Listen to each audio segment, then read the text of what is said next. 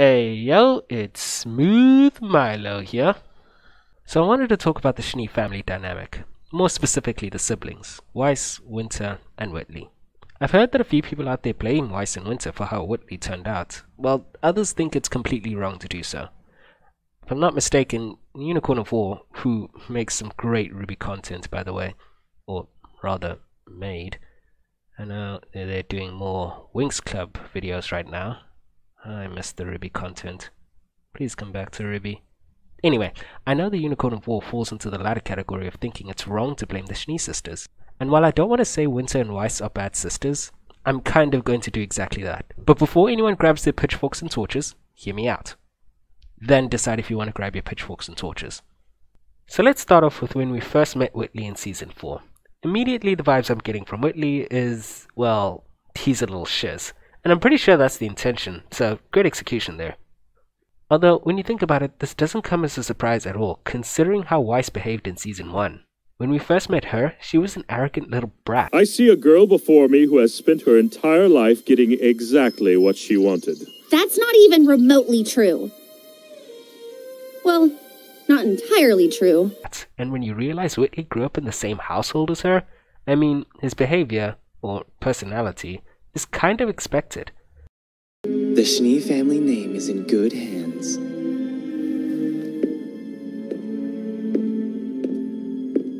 The main difference between the two now is that Weiss has done a lot of growing as a person at Beacon.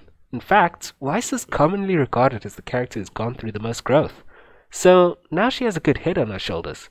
But Whitley has never had a chance to do that growing. He's been an Atlas his entire life, surrounded by the stuck-up rich people we see in Volume 4. He has no one to learn from but them. And this is the important part about raising a child. Who can they learn from? So of course the responsibility of raising and teaching a child goes to the parents. But in the Schnee family household, mom is an alcoholic who's given up on even trying to be a parent, and dad is, well, Jock Schnee. Enough said. So if both parents have no business raising a child, what's a child to do? Well, you're going to have to find a substitute. And for a lot of people with older siblings, me included, the first candidate for the substitute position is the older sibling. I know that may sound unfair, but that's just life. Let me give you some real-world examples. My mom grew up with 4 other siblings in the house. During those times, the parents were usually working all day, so grandparents had to sort of raise the kids. But of course, 5 kids is a lot to handle, so what ends up happening is the older kids who are more self-aware step up to the mantle and help out in taking care of the kids who can barely think for themselves. In this case, my mom and my aunt, who were the 2 eldest, probably had to help take care of their siblings when the load was too much for the adults. I think those of you with older siblings will know what I'm talking about when I say if, for whatever reason, something happened to both my mom and my dad, my brother, who's 7 years older than me, is going to be the first person I look to for any sort of direction. When the parents can't be there for any sort of reason, that's the elder sibling's cue to step up. That's just what my basic instinct tells me. And I think Yang also shares this instinct. Yang tells us that when both her moms disappeared from her life, her father was always busy with schoolwork, and RWBY couldn't even talk, so she had to pick up the pieces. But Weiss and Winter just didn't. My mom left me. RWBY's mom left too. Ty was always busy with school and RWBY couldn't even talk yet. I had to pick up the pieces. I had to keep things together. Alone. Let's talk about another point against the Schnee sisters that doesn't do them any favors in looking like good older siblings. And that's their relationship with each other. When we first met Winter in Volume 3, Weiss is positively ecstatic to see her.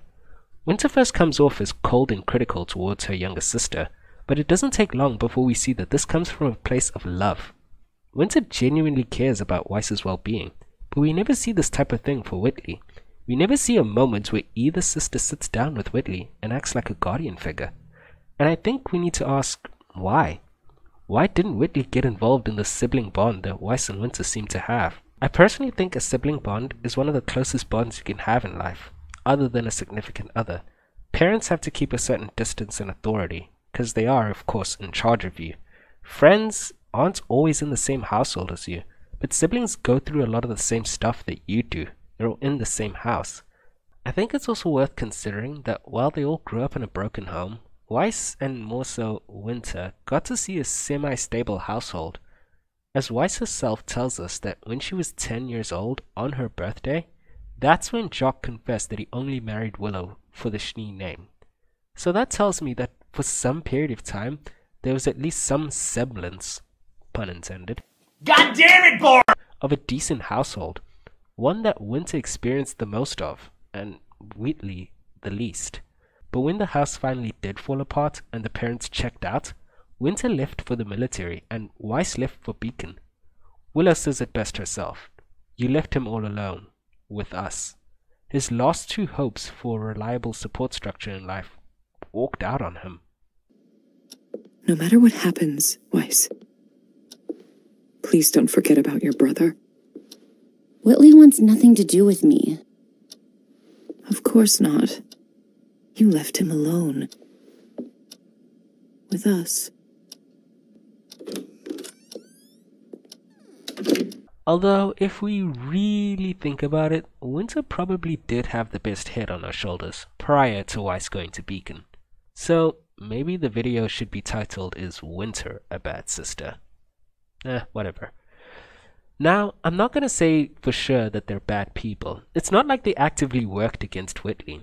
But I am going to say they're bad older sisters, in sort of the same way Raven is a bad mother. There was a cue for them to step up to the guardian role, support structure role, for Whitley. But they didn't, and I believe a good sibling would have. But I guess that's just my opinion. Do you disagree? Let's argue. The comment section is right down there. I encourage arguing, as long as we keep it civil. I'd love to chat it out, but for now, that's all I got. So, until next time, keep it smooth.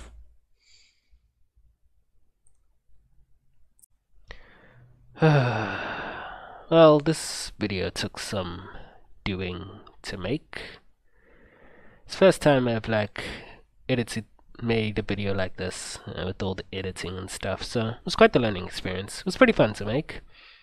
What surprised me was that writing the script felt like it only took 10% of the effort, because I just wanted to have a bit of a debate, an informal little discussion with a friend type vibe that I was going for there, so I didn't want to make it super formal.